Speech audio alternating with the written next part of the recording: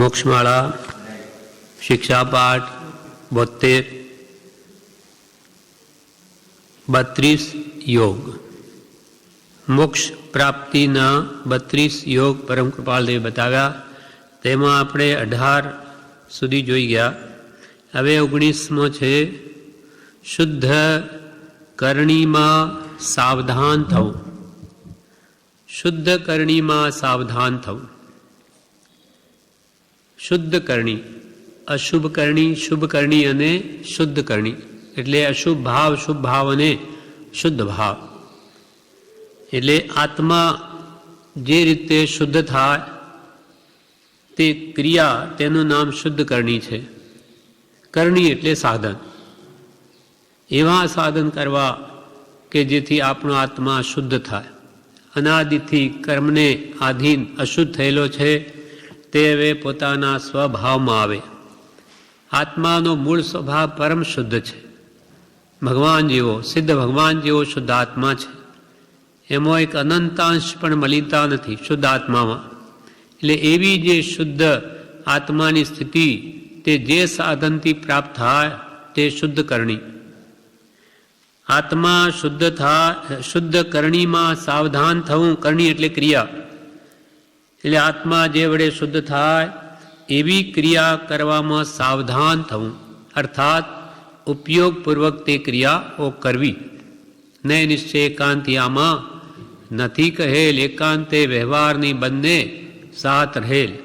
માત્ર આત્માનું લક્ષ્ય રાખીને તેને શુદ્ધ કરવા જો ક્રિયા ન સેવે, વ્યવહાર ન કરે તો એ નિશ્ચય આત્મ સ્વરૂપને ન પામે. ભલે ને ભગવાન જેવું આત્માનું સ્વરૂપ છે, પણ એને પ્રાપ્ત કરવાનો ઉપાય જો ન કરે, ભક્તિ, સ્વાધ્યાય, સત્સંગ, સ્મરણ વગેરે, તો એ શુદ્ધત્વ પ્રાપ્ત ન થાય. અનાદિથી મલિન છે જ, એવું જ રહે. હજુ અનંતકાળ પણ વહી શકે, પણ જ્યારે પોતે સદગુરુ આજ્ઞાએ એનો ઉપાય જાણી શુદ્ધ કરણીમાં વર્તી અને શુદ્ધ કરશે ત્યારે જ થશે. કંદકો પલવત પૈડી પુરુષ તણી જોડી અનાદિ સ્વભાવ. સોનાની ખાણમાં સોનું અને માટી એ ભેગી છે જ અનાદિકાલથી. કોઈએ ભેળવ્યા નથી, તેમાં સોનાના કણો જુદા કરીને નાખી દીધા નથી. હવે જ્યારે એને જુદા કરે તો થાય, ન કરે તો પડ્યા જ રહે. જેમે સરકાર સોનાની ખાણમાં, કોલારમાં ઊંડે સુધી જઈ બેમાં જુદા એને કાઢે બહાર, પછી સોનું સોનું એ વિભાગ જુદો કરે તો થાય, ન કરે તો ન થાય. એમ આત્મા શુદ્ધ કરવો હોય તો તેવી ક્રિયા, તેવી કરણી કરવી અથવા સત્સાધન કરવા. કરણી એટલે સત્સાધન. તે સત્સાધન કયા કરવા? સત્સંગ, ભક્તિ, સ્વાધ્યાય વગેરે સત્સાધન તે ક્રિયા છે. આપણે અહીંયા બેઠા આ બધી ક્રિયા છે. સામાયિક પ્રતિક્રમણ વગેરે કરે ક્રિયા છે. તેમ સત્સંગ, ભક્તિ પણ ક્રિયા છે. એ સત્સાધન કરવામાં પ્રમાદ ન કરવો, અને એ પણ ગુરુ આજ્ઞાએ કરવું. સ્વચ્છંદે તો અનંતકાળથી અનંત કર્યું, પણ હજુ સુધી કંઈ હાથમાં આવ્યું નહીં. પણ હવે સ્વમતી કલ્પનાએ નહીં.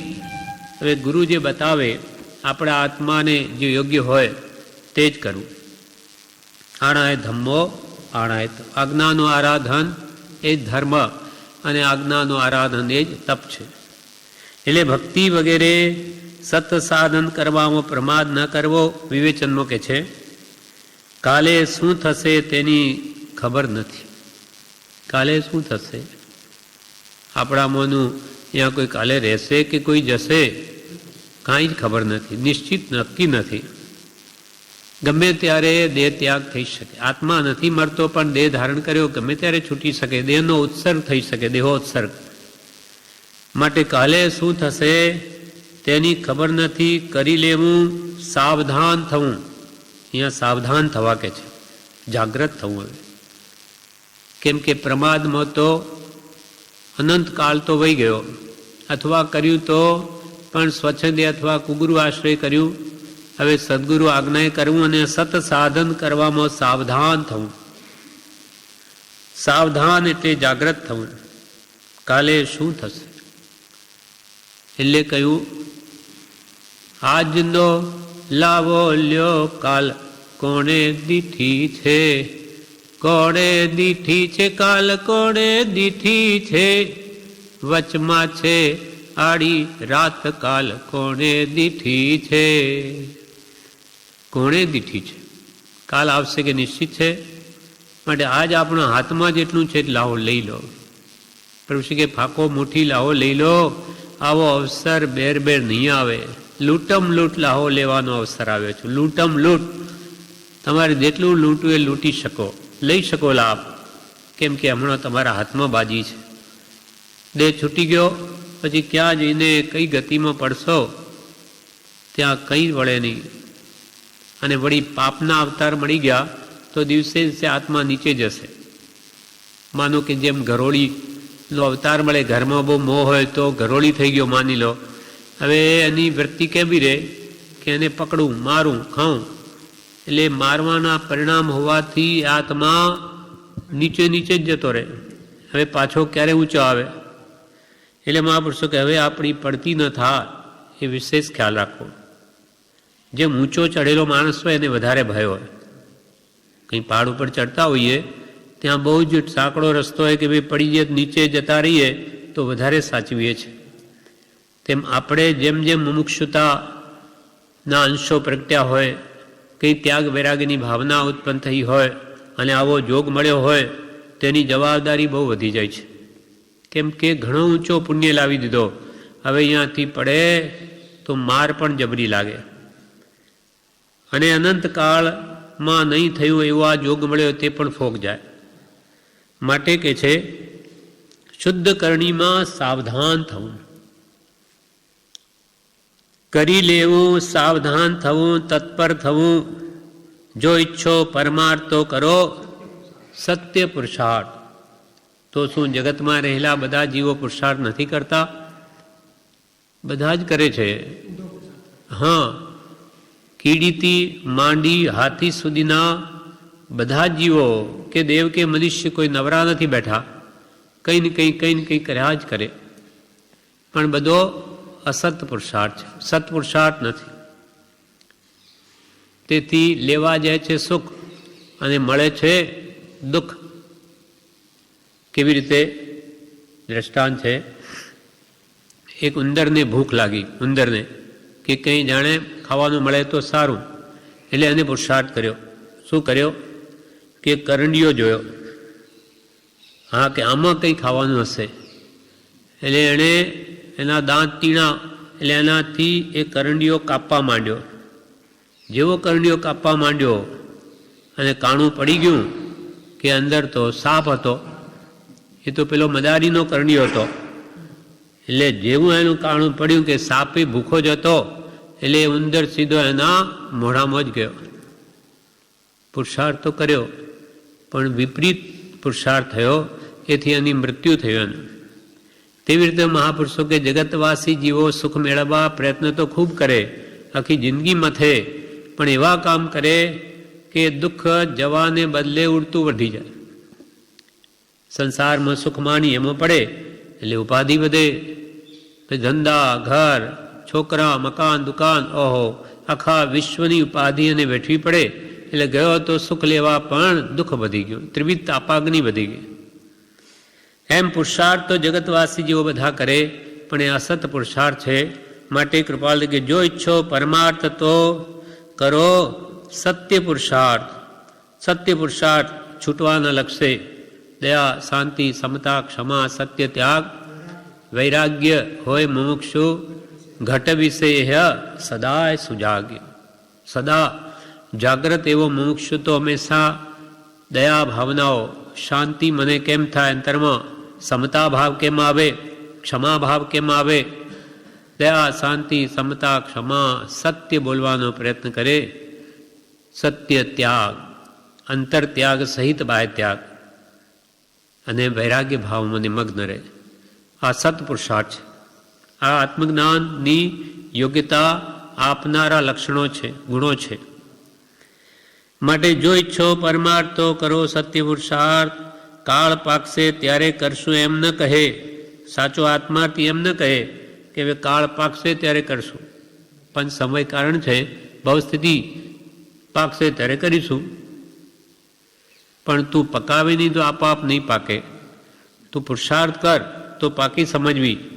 અને જે એમ કહે કે કાળ ભવસ્થિતિ પાકશે ત્યારે કરીશું, તો કે એ સૂચવે છે કે તારી હજુ ભવસ્થિતિ પાકી નથી, એટલે તને આવા વિચાર આવે છે. પણ જેને કરવું છે એ મોડું ન કરે, એ તો શીઘ્રમ કાર્યમ સાધ્યામી વા દેહમ પાત્યામી વા, કાં તો કાર્ય સાધું કાં દેહ છોડી દઉં, આવી રીતે મરણીઓ થઈને વર્તે. જેને કરવું છે, બાકી પુરુષાર્થહીનતાની વાત કરે એટલે એને કરવું નથી, તો એની ભવસ્થિતિ પાકી જ નથી. હા, પાકશે પણ પકાવી નથી. અને શિથિલ એટલે જ્ઞાની પુરુષો કે આવી વાત બી સાંભળવી નહીં. કૃપાલે કે તું આજે કરવા માંડે તો તારી પાકી જ સમજવી. તું કર તો બધું થશે. અને પાંચેય સમવાય કારણમાં મુખ્ય કારણ તો પુરુષાર્થ છે. પુરુષાર્થ કરે તો બધું થાય. વ્યવહારમાં એમ માનીને નથી બેસી રહેતો કે હવે જ્યારે ભવસ્થિતિ પાકશે ને ત્યારે આપણું બધું આ મળવાનું છે, ખાવાનું, પૈસા બધા મળી જશે, એમ કરીને ઘરે બેસી નથી રહેતો. ત્યાં કેમ દોડે છે? દેગા અલ્લાહ તો છપ્પર ફાડ કે દેગા, ત્યાં કેમ દોડીને જાય? ત્યાં તો ભૂખે મરે. એટલે કે ભાઈ પુરુષાર્થ તો કરવો પડે, નહીં તો કોણ ખાવાનું આપે? જ્યારે પરમાર્થની વાત આવે ત્યારે હવે ભવસ્થિતિ પાકશે ત્યારે કરીશું. અર્થાત એટલે કે એને કરવું નથી. કરનાર હોય એ તો લઈ મંડે, એ મોડું ન કરે. એટલે અહીંયા કે છે બીજી, પ્રમાદ કરે તો સત્ફળ ના આવે, કાળ પાકશે ત્યારે કરશું એમ ન કહે, સાવધાની ન રાખે તો પ્રમાદ પેસી જાય. પ્રમાદ કરે સત્ફળ ન આવે, સાવધાની ન રાખે તો પ્રમાદી તો જીવ છે જ અનાદિનો, એવી એની આદત છે, સ્વભાવ પડી ગયો. જાણે કે ઊભો હોય તો બેસવાનું મન થાય અને બેઠો હોય તો સૂઈ જવું, એ એને ગમે. તો પ્રમાદ તો એને અનાદિથી પ્રિય છે, પણ હવે એને પુરુષાર્થ કરવો પડશે. પુરુષાર્થ વગર તો વ્યવહારમાં પણ સિદ્ધિ ન થાય, તો પરમાર્થમાં ક્યાંથી થાય? એનો તો અભ્યાસ નથી. વ્યવહાર તો અનંતકાલથી બહુ વાર કર્યો, પણ એને મોક્ષ માટેના પુરુષાર્થ કઈ આ સંસારની જેમ નથી કર્યા. સત્પુરુષે કહેલું સાધન તે સત સાધન છે. હવે કયો પુરુષાર્થ કરવો? તો કે જ્ઞાની પુરુષે જે કહ્યું હોય તે, સ્વચ્છંદે નહીં. રોકે જીવ સ્વચ્છંદ તો પામે, અવશ્ય મોક્ષ પામ્યા એમાં અનંત છે. કોણે કહ્યું? ભાખ્યું જીન નિર્દોષ. રાગ દ્વેષ અજ્ઞાનથી રહિત એવા નિર્દોષ પરમાત્માએ ભાખ્યું કે તું તારું સ્વચ્છંદ રોકીને જ્ઞાનીની આજ્ઞાએ વર્ત. કેમ કે આણાય ધમ્મો, આજ્ઞાનું આરાધન એ જ ધર્મ અને એ જ તપ. તને ખબર નથી, નાની કે તેમ કર્યા કર. વ્યવહારમાં સમજે છે, કંઈ શીખવું હોય કોઈની પાસે, એની પાસે મમ મૂંગો થઈને રહે, એ જેમ કે એમ કરે. નહીં તો કે શીખાય નહીં, તો પછી આમાં કેમ પોતાનું ડાપણ વાપરે? આમાં તો ઉડતું કે સાવ અજાણ છે. એમ પ્રમાદ કરે તો સત્ફળ ના આવે. સત્પુરુષે કહેલું સાધન તે સત સાધન છે. શુદ્ધના લક્ષ્ય છૂટવા માટે જે કરણી થાય તે શુદ્ધ કરણી છે. છૂટવા માટે, જન્મ મરણથી મુક્ત થવા માટે. આ પહેલાં લક્ષ્ય થવો જોઈએ કે ભાઈ શાના માટે મારે કરવું છે. દુકાનદારી કરે, રાત દાડો મથે, ત્યાં પણ એને લક્ષ્ય છે કે ભાઈ મારે પૈસા કમાવા છે. કંઈ સેવા કરવા માટે દુકાનદારી નથી. પૈસા મળે તો આ ઘર ચાલે, કુટુંબીઓનું ભરણ પોષણ થાય, એના માટે આ દુકાન છે. એમાં લક્ષ્ય બાંધ્યો કમાઈનો, ત્યાં ખોવા માટે નથી. કે ભાઈ ગમે તેમ થાય, દુકાન છે ને આપણી, પણ જુએ સરવાળે વર્ષ પૂરું થયું તો કંઈ નફો રહ્યો કે નુકસાન ગયું, ત્યાં બરોબર ખ્યાલ રાખે છે. તેમ અહીંયા પણ કે છે છૂટવાના લક્ષ્ય, પુણ્યના લક્ષ્ય નહીં. પણ હવે જન્મ મરણથી મારો આત્મા છૂટે, સર્વકાળ માટે પરમ આત્મ શાંતિને પામે, અને ફરી આ જન્મ જરા મૃત્યુના કે રોગ શોક ચિંતાના દુઃખ ના આવે, એના માટે આ ધર્મ છે, સત્સાધન છે. એટલે સત્પુરુષે કહેલું સાધન તે સત્સાધન છે. શુદ્ધના લક્ષ્ય છૂટવા માટે જે કરણી થાય તે શુદ્ધ કરણી છે. છૂટવા માટે, છૂટવું સાથી, જન્મ મરણથી કહો, કર્મ બંધનથી કહો, અથવા દુઃખથી કહો. આ જન્મ જરા અને મૃત્યુ મુખ્ય દુઃખના હેતુ છે. દુઃખ જીવને પ્રિય નથી અને સત ધર્મ આરાધન કર્યા વિના દુઃખ કદી જાય નહીં. માટે છૂટવા માટે જે કરણી થાય, જે કરણી એટલે ક્રિયા, ભક્તિ, સત્સંગ, સ્મરણ, સ્વાધ્યાય, આ બધી છૂટવા માટેની ક્રિયા છે.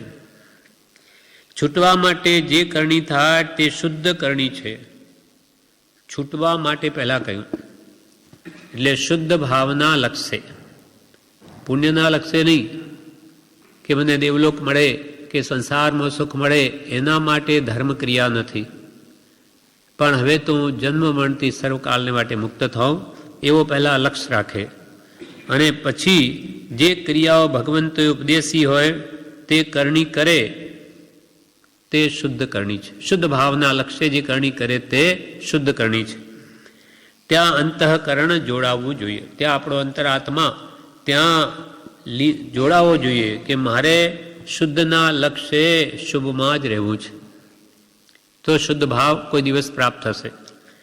એટલે અહીંયા કૃપાલદેવે વાક્ય કહ્યું, શુદ્ધ કરણીમાં સાવધાન થવું. શુદ્ધ કરણી, શુદ્ધ ભાવના લક્ષ્યે જે કરણી એટલે ક્રિયાઓ, શુભ ક્રિયાઓ ભગવંતે ઉપદેશી હોય તેમાં સાવધાન થવું, પ્રમાદી ન રહેવું. એ ક્રિયાઓ અવશ્ય કરવી.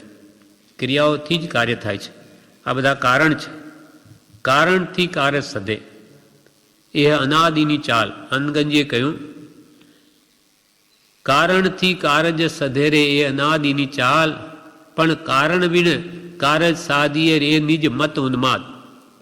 પણ હું તો કારણ નહીં સેવું, પણ કાર્ય સાધું તો કે તારા મનનું ગાંઠપણ છે.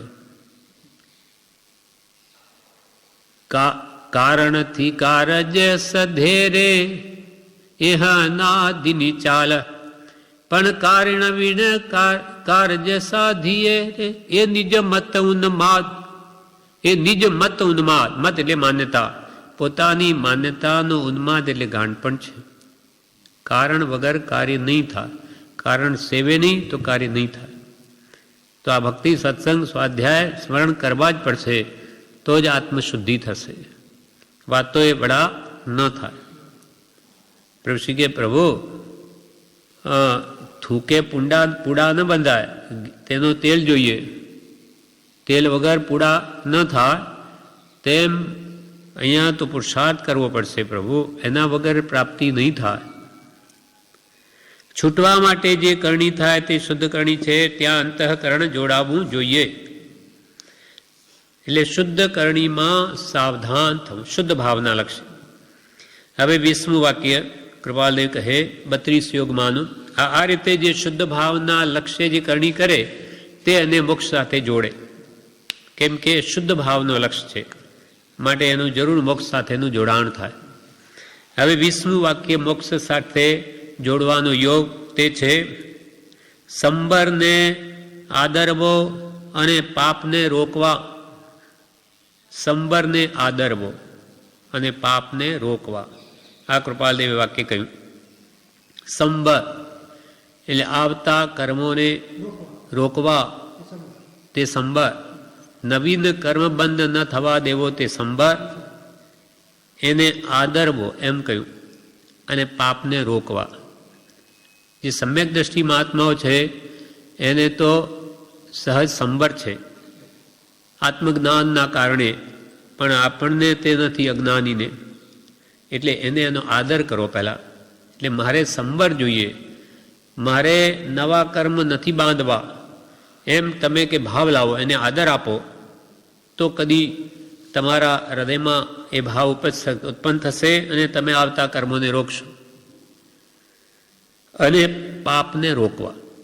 સંબર એટલે શુદ્ધ ભાવથી નવા કર્મ ન આવે, શુદ્ધ ભાવનો તો આદર કરો અને શુભ ભાવમાં રહો, તેથી પાપ રોકાય. એટલે સંબરને આદરવો અને પાપને રોકવા.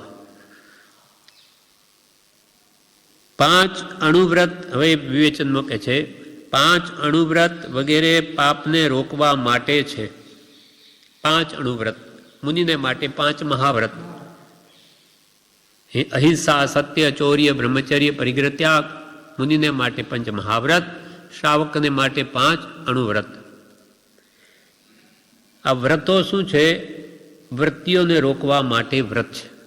આપણી અનાદિની વૃત્તિઓ એ રાગ, દ્વેષ, કામ, ક્રોધાદિ ભાવમાં વહે છે, એને રોકવી, તે ભાવોમાં ન જવા દેવી, તેનું નામ છે વ્રત.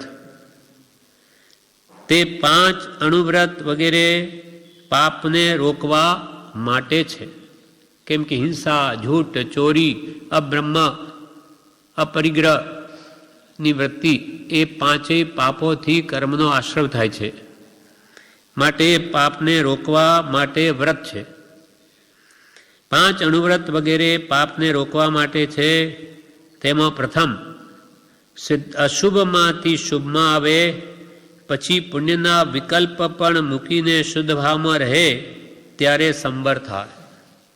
પહેલાં તો શું કરવું? તો કે પહેલાં તો તમે અશુભમાંથી શુભમાં આવો. 3 પ્રકારના ભાવ: અશુભ, શુભ અને શુદ્ધ. તો પહેલાં તો કહ્યું કે અનાદિની પ્રીતિ જે પરમાં પડેલી છે એને પહેલાં રોકો, ઘટાડો. પ્રીતિ અનંતી પર થકી જે તોડે તે જોડે. જે પ્રેમને તોડે અર્થાત રાગ જગતમાં ભૌતિક પદાર્થનો ઘટાડે અને સત્ગુણો જે સત્પુરુષોને પ્રાપ્ત છે એના પ્રત્યે મન જોડે. એટલે અશુભમાંથી પહેલાં શુભમાં આવો તો શુદ્ધમાં જવાશે. સીધા આપણે કે ભાવ તો શુદ્ધ ભાવ જ પ્રાપ્ત કરવો છે, તો આપણે આ વચ્ચે શુભની શું જરૂર? આપણે અશુભમાંથી સીધા શુદ્ધમાં જ જાઓ તો કે ન જવાય. સીડી છે. જેમ કે આપણે અહીંયા 7 ફૂટ નીચે છીએ, 7.5 ફૂટ આ હોલથી, તો કે હવે આ મારે તો ઉપર જવું છે. હવે આમાં એક બેન આટલા બધા પગથિયા 14-15 શું કામ ચડવા? મારું છલાંગ જો સીધો ઉપર, તો ઉપર ન જાય, પછી ખાટલામાં જાય, નાખો ખાટલામાં, પગ ભાંગી ગયો કે પ્લાસ્ટર આવે. એમ જે જેની રીત હોય તેમ કરવું પડે. એમ અશુભમાંથી પહેલાં શુભમાં આવે તો શુદ્ધમાં આવે. અશુભ ભાવ જ અનાદિનો એટલો બધો ગાઢ છે કે એને શુભમાં આવતાંય કેટલાય કાળ નીકળી જાય. કેટલોય કોઈના પાપના દળિયા ઓછા હોય તો ટૂંકામાં પતે, બાકી બહુ કાળ પણ વયો જાય.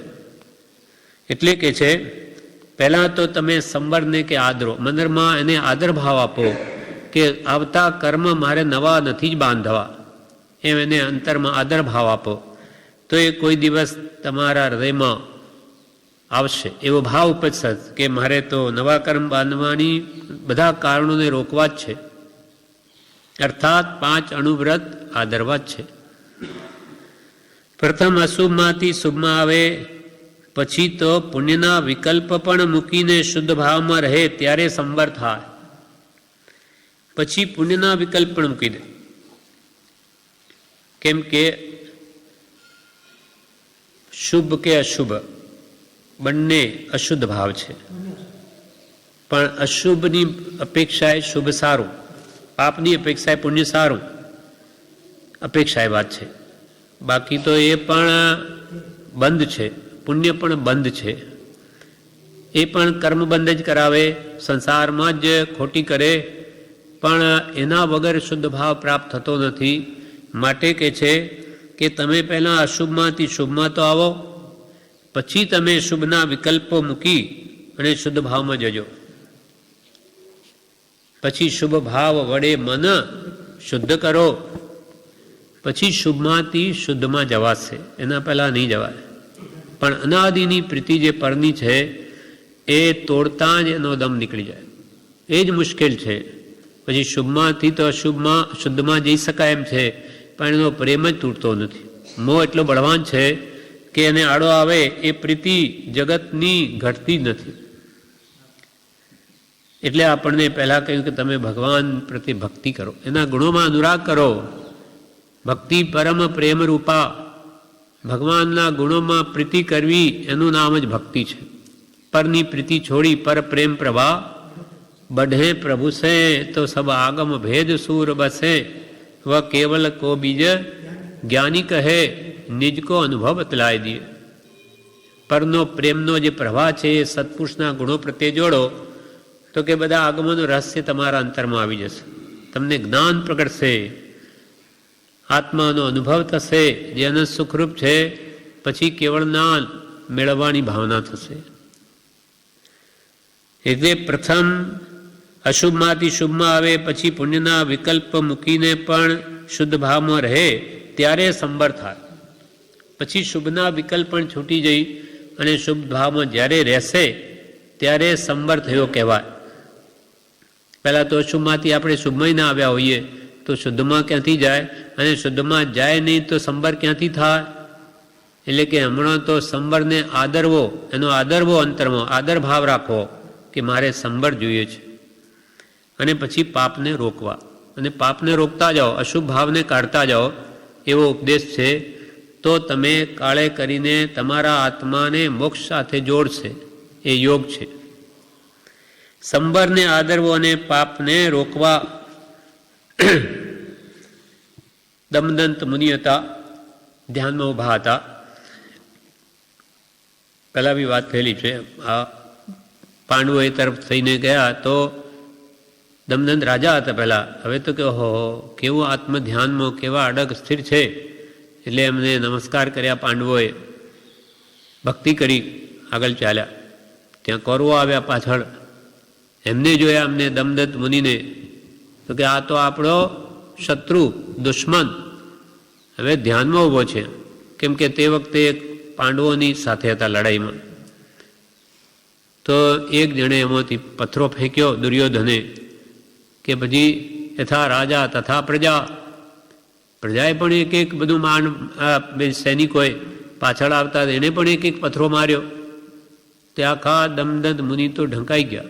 ત્યાં પહાડ બની ગયો પથ્થરનો નાનો સરખો. ત્યાં પાછા પાંડવો ફર્યા તો ત્યાં જુએ તો એ ગયા ક્યાં? દમદંત મુનિ શું અંદર દબાઈ ગયા? કણે કર્યું આ? એ પથરાઓ ખસેડ્યા કે અંદરથી નીકળ્યા. છતાં દમદંત મુનિને તો બે પ્રત્યે સમભાવ છે. આનું નામ સંભાર. એ શુદ્ધ ભાવમાં રમે છે. એને નથી અશુભ ભાવ કૌરવો પ્રત્યે, કે નથી શુભ ભાવ કે ભાઈ આ તો મારા ભક્ત છે અને આ મારા દુશ્મન છે, એવો બે પ્રત્યે કોઈ ભાવ નથી.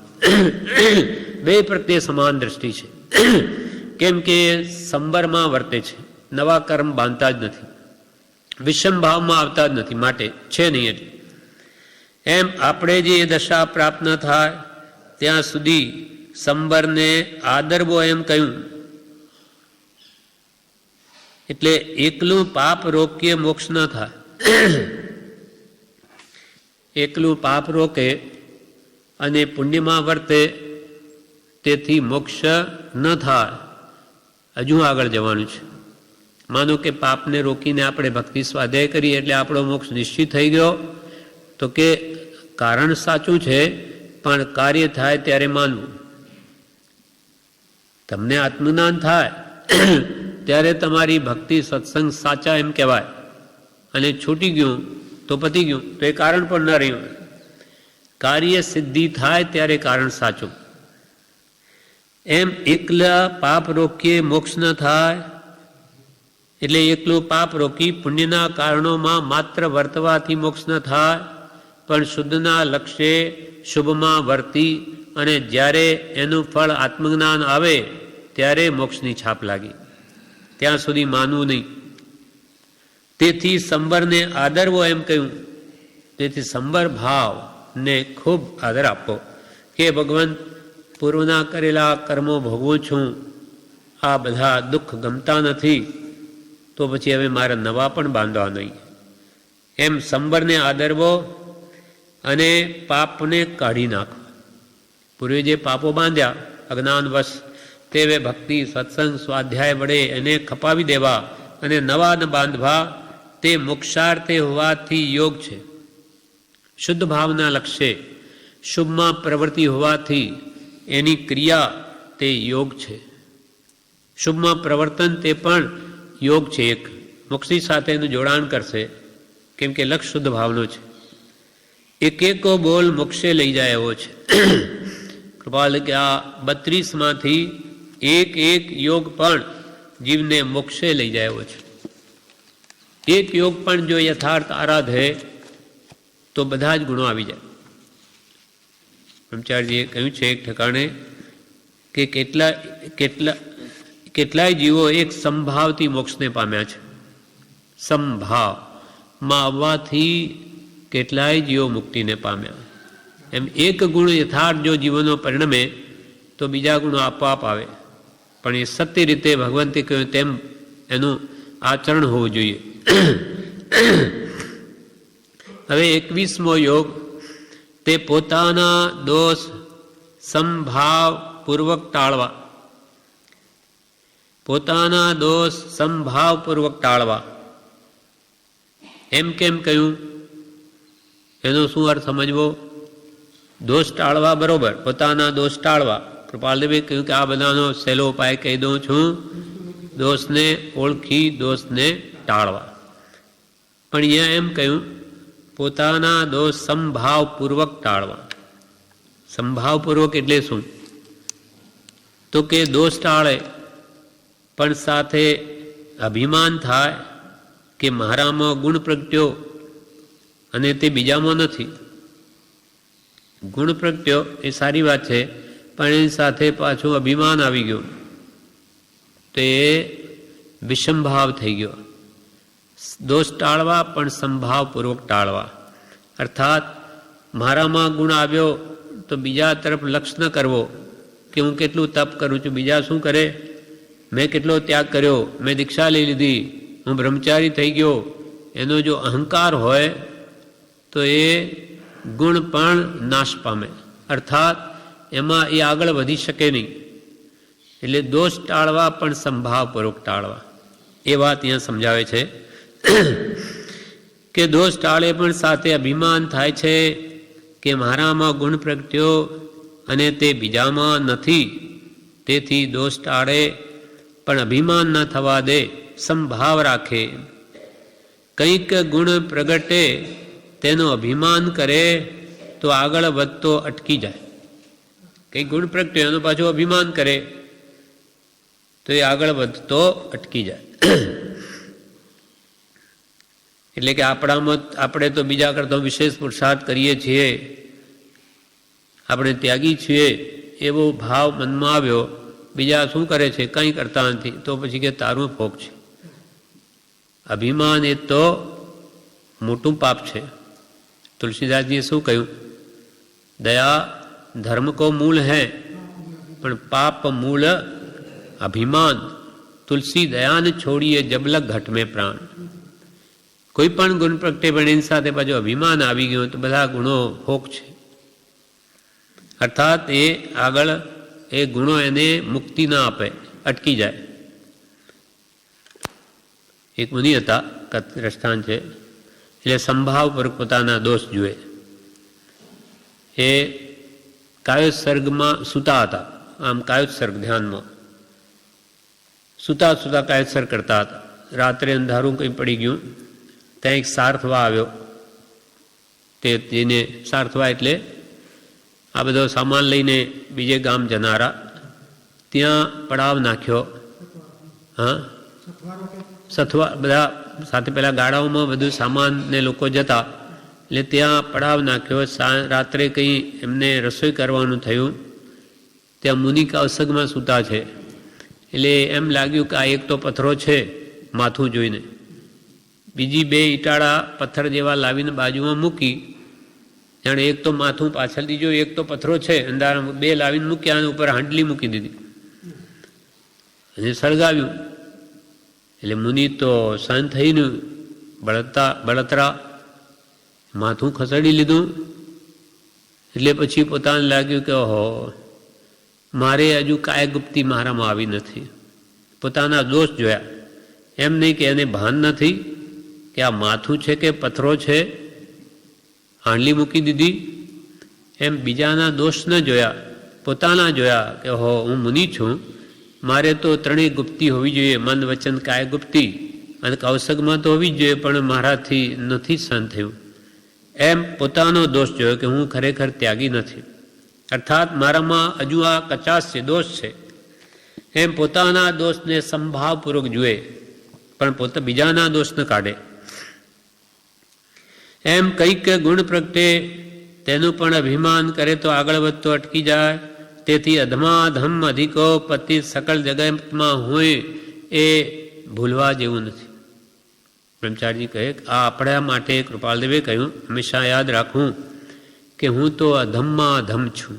અધમમાં અધમ, અધમોમાં પણ અધમ તે હું, સકળ જગતમાં હોય અને એ નિશ્ચય આવ્યા વિના સાધન કરશે શું. એટલે આવી લઘુતા જ્યાં સુધી આપણા આત્મામાં ન આવે ત્યાં સુધી સત્સંગ, ભક્તિ, સત્પુરુષ સ્મરણ શું કરે? તમારામાં કે કોમળતા તો આવી નહીં. કોમળતા લાવો કે આવું દીનપણું, લઘુતા, સરળતા લાવો તો જ કાર્યસિદ્ધિ થાય. અધમાધમ અધિકો પતિત સકળ જગતમાં હુય એ નિશ્ચય આવ્યા વિના સાધન કરશે સુય. એ નિશ્ચય આત્મામાં આ દ્રઢ નિશ્ચય ન આવે. બોલીએ તો આપણે છે, પણ એવો નિશ્ચય નથી. હું તો અધમમાં અધમ પાપી છું, મારામાં ગુણનો અંશ નથી, એવો ભાવ જો અંદર વેદાતો હોય, વેદન હોય, તો કોઈ આપણને ગમે તેમ કહે, મૂર્ખ કહે, દુષ્ટ કહે, તો કે ભાઈ તમારું કહેવું બિલકુલ બરાબર છે, ખરેખર મારામાં એ ગુણી પ્રગટ્યો નથી, હું એવો જ છું. એમ થાય તો કઈ ગુણ કે અંશે પ્રગટ્યો, નહીં તો આપણને તરત જ કોઈ મૂર્ખ કહે તો ખોટું લાગી જાય. હું મૂર્ખને તમે સમજુ તો પછી તમે જ બોલો છો કે હું તો અધમમાં અધમ છું. તો બોલીએ છીએ, તેથી કંઈ તમે મને મૂર્ખ કહી દો તો આપણે પણ બોલવા ખાતર જ બોલીએ છીએ, અંદરમાં એવું કંઈ વેદન નથી. એમ અધમા અધમ અધિકો પતિત સકળ જગતમાં પતિતમાં પતિત હું છું એવો લઘુત્વ ભાવ આવશે ત્યારે જ ગુણ પ્રગટશે. લઘુતામાં પ્રભુતા વસે, પ્રભુતાથી પ્રભુ દૂર છે. હું મોટો ત્યાં એનાથી ભગવાનની દૂર રહે. હું તો પામર છું, હું પામર શું કરી શકું, મારાથી શું થઈ શકે, કંઈ નથી થઈ શકતું, એટલે તો અનાદિકાળથી રજડું છું. મારામાં અંશ માત્ર ગુણ પ્રગટ્યો નથી, એ ભાવ જ્યાં સુધી હૃદયમાં ના આવે ત્યાં સુધી ગુણો પ્રગટે નહીં. પોતાના દોષ જોવા માટે 20 દોહા ક્ષમાપના રોજ બોલવાના છે. પોતાના દોષો હોય તે ટાળવાના છે, એથી મોક્ષ થાય. બ્રહ્મચારી વિવેચનમાં કહે કે આ 20 દુહા અને ક્ષમાપણા કૃપાલદેવે શા માટે બોલવા કહ્યું? આ દોષો જોવા, મારામાં આટલા બધા અનંત દોષ, માના 40 દોષ બતાવ્યા, એ મારામાં પડ્યા છે તો કાઢો. એક જણે એમ કહ્યું, એક મુમુક્ષુએ કે આ 20 દુહા ક્યાં સુધી બોલ કરવાના પ્રભુ? અંબાલાલભાઈ હતા સંદેશરના, કે આ રોજે મારામાં આ નથી નથી આજ્ઞા ગુરુદેવની ભક્તિ માર્ગ પ્રવેશ, આ બધું ક્યાં સુધી પ્રભુ બોલવું? ત્યારે પ્રભુશ્રી કહે કે આ જ્યાં અંદર નથી છે ને, એ જ્યારે છે થાય ત્યારે બોલવું બંધ કરી દેવું. નથી એ ગુણ બધા તમારામાં આવી જાય પછી તમે બોલશો, નહીં બોલશો ચાલશે, પણ તમારામાં નથી એ સ્વીકાર કરવો છે પહેલાં કે મારામાં નથી આ દોષો, આ ગુણો નથી જ તો પ્રગટાવ. દોષને ઓળખી દોષને ટાળવા, આ દોષોને ઓળખવા માટે હે પ્રભુ કહ્યું, પછી ઓળખ્યા પછી પણ એને ટાળવા. ટાળે જ નહીં, ઢાંકના કરે દોષને તો ક્યારે પાર આવે? ઓળખાણ કરી, વેપારમાં કંઈ ભૂલ થતી હોય, નુકસાન જતું હોય તો એમાં ક્યાં ભૂલ થાય છે શોધીએ છીએ કે ભાઈ માલ વધારે ખરીદી મોંઘી થઈ ગઈ, કે ચોરી થાય છે, કે શું થાય છે, ક્યાં આ નુકસાનનું કારણ છે, શોધ્યા પછી એ કારણ દૂર કરીએ છીએ, રાખીએ નહીં કે ભલે નુકસાન જાય. આવો ધંધો કોઈ ન કરે. તેમ મારે એમાં ગુણ પ્રગટ કેમ થતો નથી, ક્યાં અટક્યું? એ જ્યારે ખ્યાલમાં આવે કે આ દોષ મારામાં વિશેષ ક્રોધ વધારે છે કે માન કે માયા કે લોભ, તો એ જાણ્યા પછી એ દોષો કાઢવા જોઈએ, તો જ આત્મશુદ્ધિ થાય. મેલ કપડામાં છે તો આપણે ધોઈએ છીએ ત્યારે કપડું ઉજળું થાય. એમ ત્યાં કે પોતાના દોષ જોવા માટે 20 દોહા ક્ષમાપના રોજ બોલવાના છે, પોતાના દોષો હોય તે ટાળવાના છે, એથી મોક્ષ થાય. પોતામાં દોષો હોય જાણ્યા તો પછી ટાળવાના છે, એથી જ આત્મા સર્વ કર્મથી મુક્ત થઈ અને શાશ્વત સુખ શાંતિને પામે. દ્રઢ પ્રહારી હતો, એક પ્રહાર કરે, એક મુક્કો મારે, માણસ મરી જાય. અને કેટલાયને માર્યા, સેંકડોની હિંસા કરી નાખી. અને અંતે એક ઘરમાં બેઠો, ત્યાં એક બ્રાહ્મણી રસોઈ કરી રહી, એને લાગી ભૂખ, એટલે ત્યાં જ એને એનું વાસણ એ લેવા માંડ્યો, એને બનાવેલું ખાવાનું. અરે પેલી બ્રાહ્મણી બોલે, અરે કાં ભળાવે છે, તને ખબર નથી અમે બ્રાહ્મણ છીએ, પછી અમને આ રસોઈ કામ ન લાગે. એને તો કાળ ચડ્યો, મને ના પાડનાર કોણ? એ બ્રાહ્મણીને મુક્કો માર્યો, મરી ગઈ. તેના બાળક હતા, બાજુમાં બેઠા હતા, એ રડવા લાગે, એની સામે થયા કે એને મુક્કો માર્યો, એ મરી ગયો. એટલામાં બ્રાહ્મણ દોડ્યો આ અવાજ સાંભળીને, એ સામે એને મુક્કો માર્યો, એ મરી ગયો. ઘરમાં ગાય હતી ચોગાનમાં, એને આ બધું જોઈને એ પણ કે મારો માલિક જીવ છે, એ પણ આવી સામે એને મુક્કો માર્યો. તેના પેટમાંથી એ ગર્ભવતી હતી, વાછરડું બહાર પડ્યું, એ તડફડું જોઈ અને એને વિચાર આવ્યો કે અરે મેં આ શું કર્યું. એ અસલ જાતનો બ્રાહ્મણ હતો, પણ વ્યસની એટલે ઘરમાંથી બહાર કાઢી મૂકેલો, એટલે ચોરોની પલ્લીમાં ભળી ગયેલો અને ચોરોનો સરદાર થઈ ગયો. કેમ કે બળવાન, એક મારે મુક્કો બધા મરી જાય, એટલે ત્યાં પછી એને જાત બ્રાહ્મણની, એટલે એને પાછો વિચાર આવ્યો કે અરે મેં કેવા પાપ કર્યા, મોટામાં મોટા પાપ જે કહેવાય બધા જ મેં કર્યા. મેં સ્ત્રી હત્યા કરી, મેં બાળ હત્યા કરી, મેં બ્રાહ્મણ હત્યા કરી, અરે ગૌ હત્યા કરી. હવે મારે ક્યાં ગતિ છે, મરી જાઉં, હું બહુ પાપ કરું છું. એમ કરીને મરવા માટે પહાડ પર ચડે છે, ત્યાં પાછળ કોઈ મહાત્મા બેઠેલા, એને કહ્યું કે સાહસ કરમાં. પાછળ જોયું કોણ છે, અહીંયા જંગલમાં.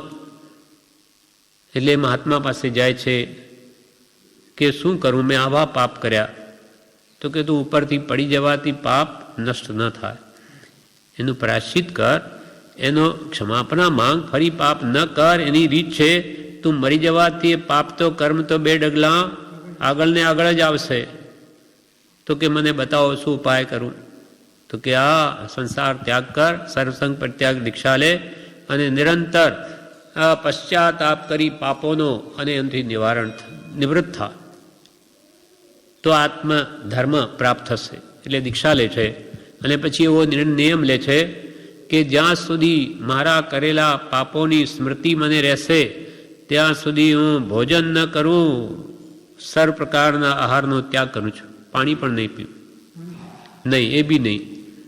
એવો વિચાર કરીને તે જમાનામાં એ ગામના 4 દરવાજા, જેમ કે અહીંયા એક ગેટ છે, એવા ચારે બાજુ 4 દરવાજા એ શહેરને, એ દરવાજા પર બેસી જાય છે ધ્યાનમાં.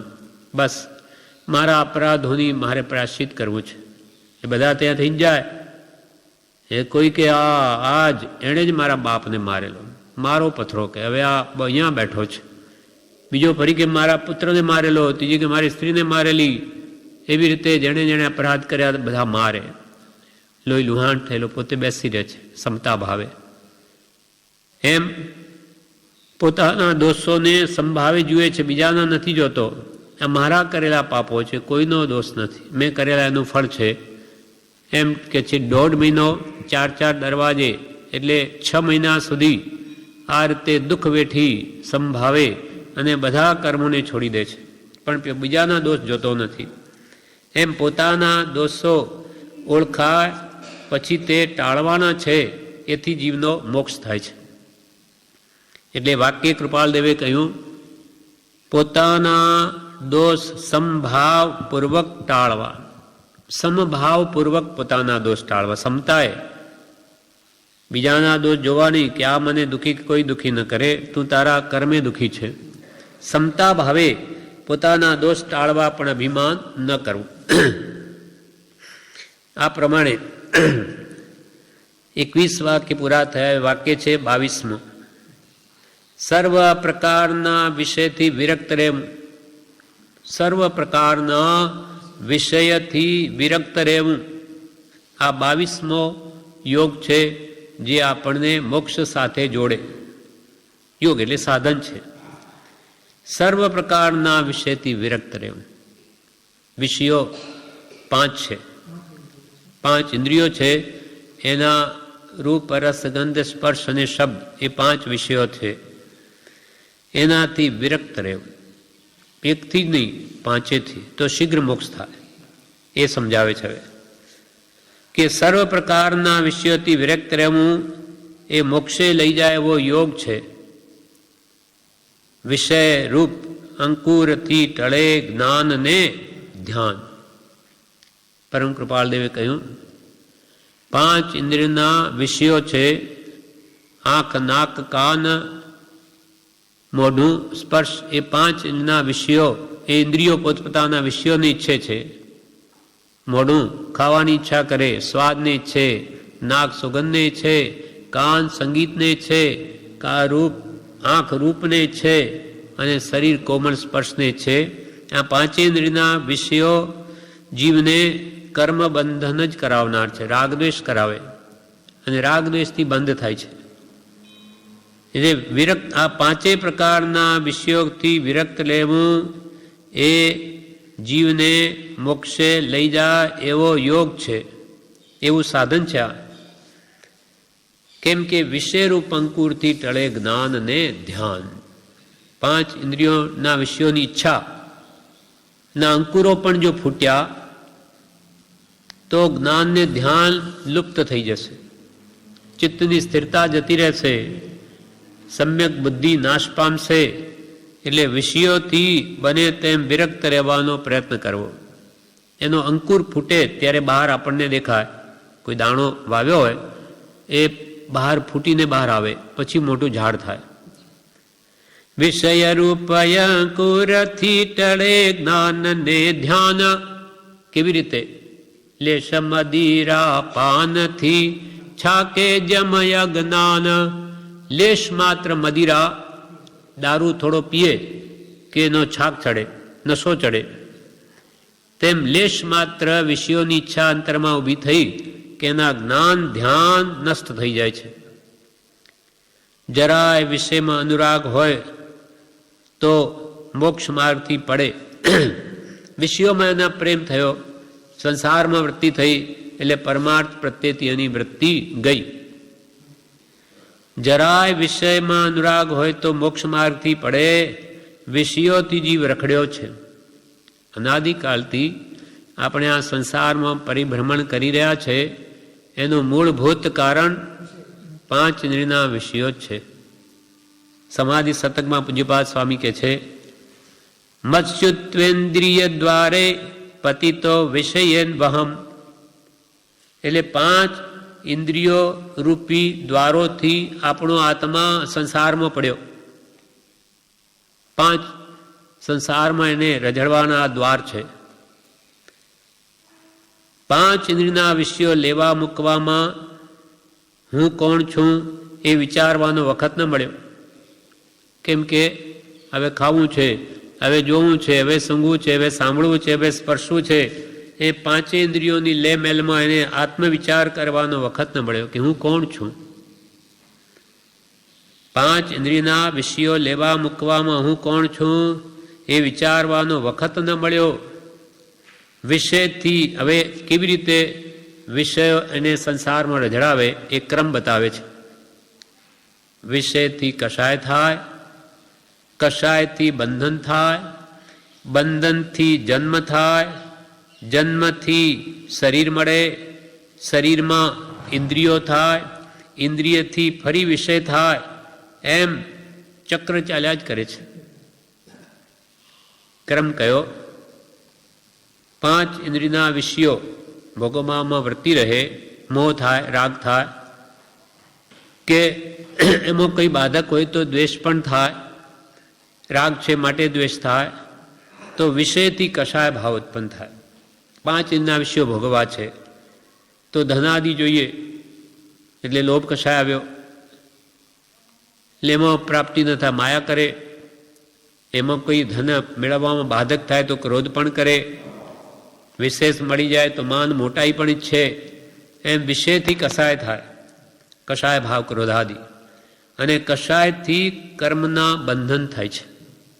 ક્રોધમાન માયા લોભાથી આત્મા મલિન થાય અને કર્મ બંધનથી જન્મ થાય.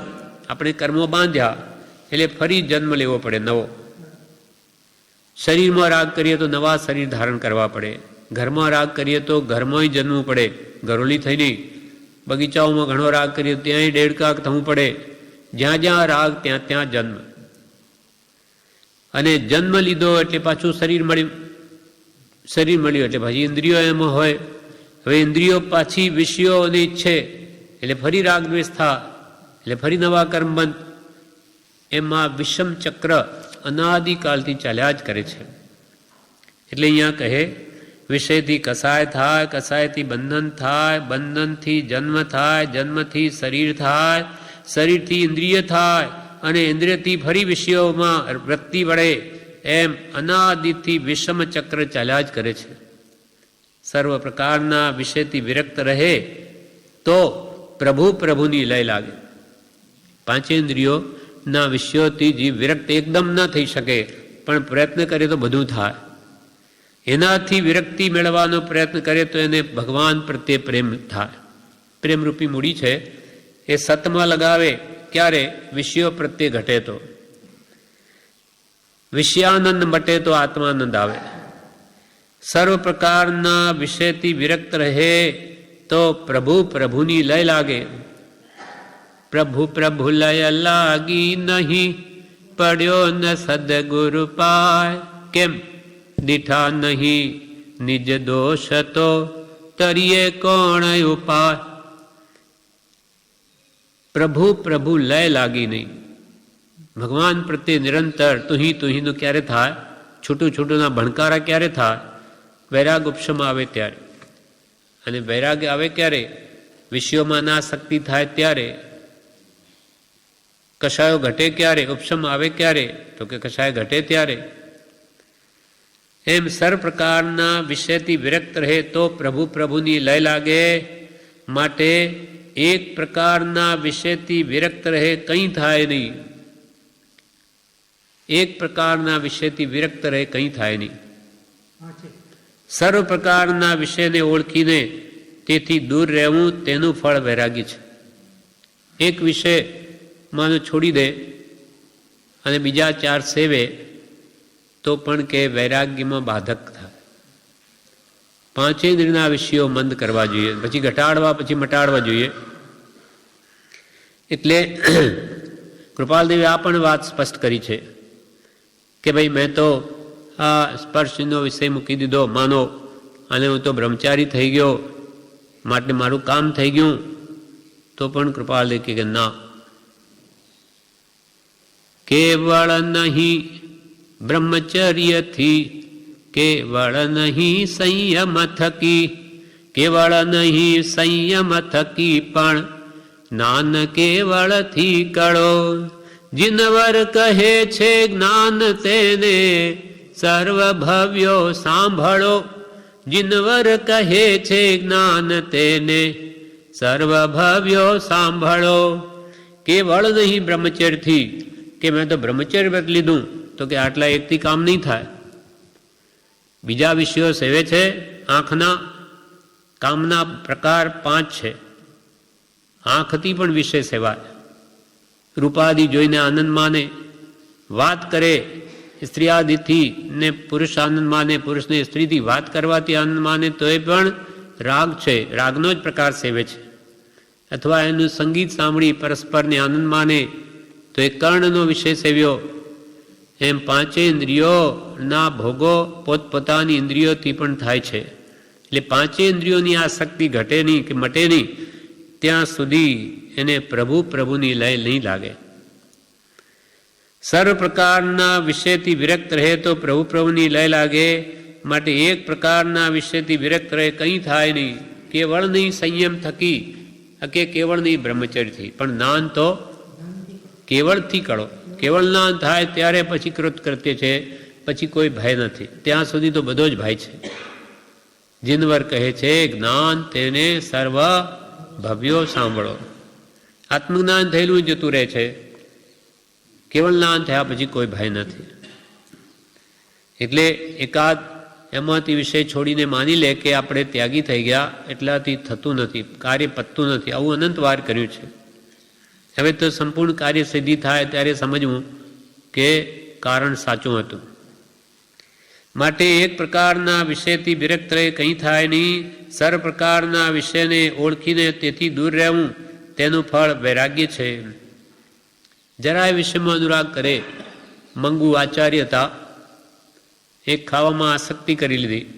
આચાર્ય છે, વિદ્વાન છે, પણ એની વિદ્વંતતાને લઈને શ્રાવકો સારું સારું ખાવાનું આપે. એટલે એમને તો ત્યાં ગમી ગયું, એટલે ત્યાંથી જવાના જ નહીં છે. ચોમાસું પૂરું થયું, શિષ્યો કહે હવે આપણે વિહાર કરીએ તોય ના. શિષ્યો સમજે કે આ શું, આ તો લોલુપી બની ગયા છે, એટલે શિષ્યો અને છોડીને ચાલ્યા ગયા.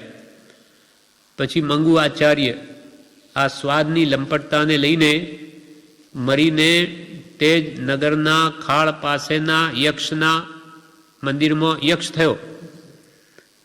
ત્યાં પછી જીભ કાઢી, એ યક્ષ બહાર કાઢે. ત્યાંથી સાધુઓ જાય કે આ જીભ કેમ કાઢે છે? ત્યારે કેમ, શું છે, શું કામ એમ કરે? તો કે હું તમારો ગુરુ મંગુ ચારિત્ર પાળવામાં થઈ ગયો પંગુ, માટે આ દશા થઈ છે મારી. આ યક્ષ થયો છું, આ મુનિ પર તમારો આચાર્ય, આજે મારી આ સ્થિતિ થઈ, માટે તમે કોઈ સ્વાદમાં લંપટતા રાખશો માં.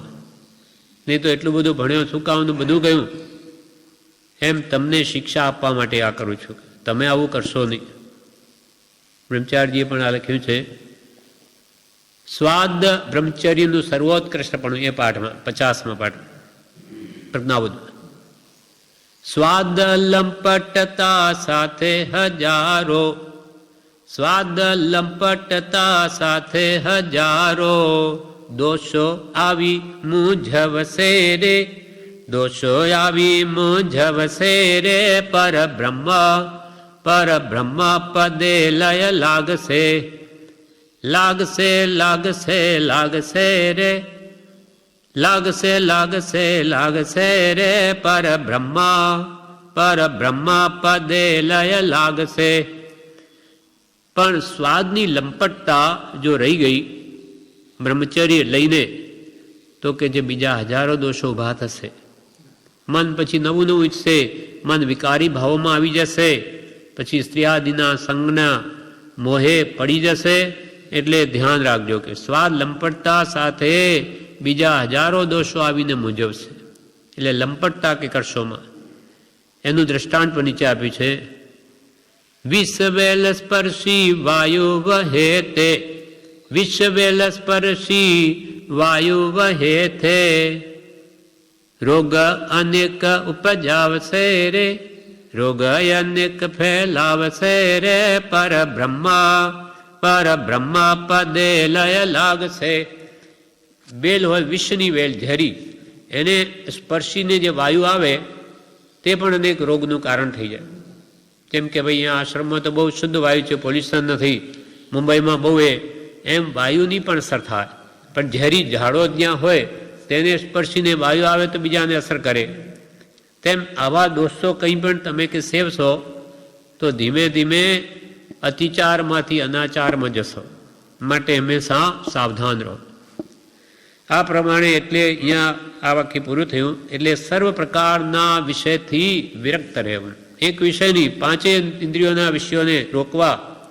ધનના અણગાર મુનિ હતા, લુખું સુખું ખાઈને શરીરને એટલું બધું કૃશ કરી દીધું કે આંખો અંદર ચાલી ગઈ, ચાલે ત્યારે હાડકાં પણ હાલે, કકડે. શા માટે? સ્વાદની લંપટતા જીતવા, ઇન્દ્રિયોની ઉન્મત્તતા થાય ને એના માટે. પરમ કૃપાળુદેવ પણ ઉત્તરસંડામાં ₹1 બહાર રોટલી આપે અને એક દૂધ નહીં જેવું એટલે કે શરીર અમારી સાથે કજિયો કરે છે, વધારે માગે છે, પણ અમે આપતા નથી. એમને એવું લાગ્યું હશે કે આ રીતે કરવાથી વિશેષ બળવાન કર્મની નિર્જરા થાય અને આત્મા કર્મ ભારથી હલકો થાય, એટલે એવું કર્યું છે. દેહાધ્યાસ જેનો છૂટ્યો છે એ કરી શકે. આ પ્રમાણે પાંચેય ઇન્દ્રિયના વિષયો આત્માને સંસારના ગર્તમાં ખાડામાં નાખે એવી છે, માટે કે છે એને રોકવી, સાવધાન રહેવું, તો એ મોક્ષ સાથે આત્માનું જોડાણ થાય. આ પ્રમાણે આપણે 22 યોગના વાક્યો વાંચ્યા. હવે 32 છે, 10ની શરૂઆત આવતીકાલથી કરીશું.